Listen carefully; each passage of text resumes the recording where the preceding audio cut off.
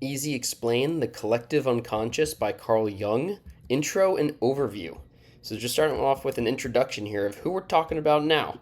So we have Carl Jung, you may have heard of him, was born in Switzerland, he was Swiss in 1875, and he died in Switzerland as well in 1961. Definitely starting to get very modern here, very popular contemporary philosophers coming up.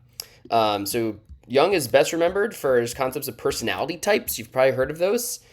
Give credit to Jung, the collective unconscious. That's really what we're going to be focusing on, and archetypes, which kind of tie in with the collective unconscious. More on that will follow for sure, coming soon. And you may have heard of some of his works. A lot of essays, a couple books, but really big titles in the history of psychology, philosophy of mind.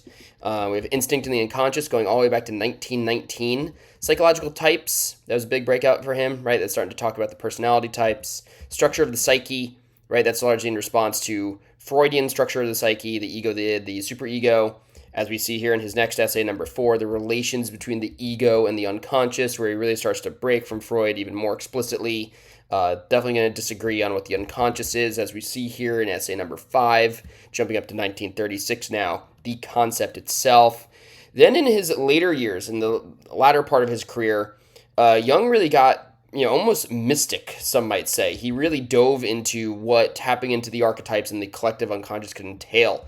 So, he'd introduced this concept of the shadow, anima, and animus. This is going into the 1950s now. He gets into synchronicity, right? A lot of influence from, Taoist and Confucian thought in here. And then he has his autobiography called Memories, Dreams, and Reflections.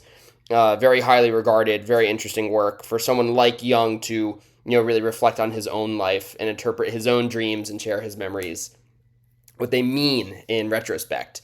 So really cool autobiography there. 1961, I believe he was in his early 80s when he was putting this together. He had some help. But yeah, definitely check that out. What is he really known for? Well, we all know Freud, right? We're coming off of Freud. Freud did start out as his mentor. But as Jung grew and developed his own concepts, his own thoughts, he really broke from Freud and, really stood on his own with his own field and school of thought within psychoanalysis, as his own independent thinker in his own right.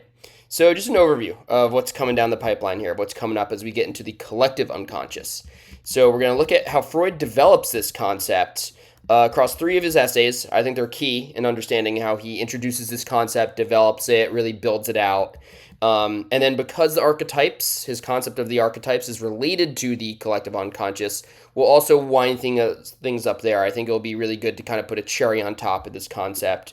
So again, I mentioned these above, but here are the 3 we're going to focus on, including selections from 4 archetypes, which is part of the Routledge Classic series that was published in 2005.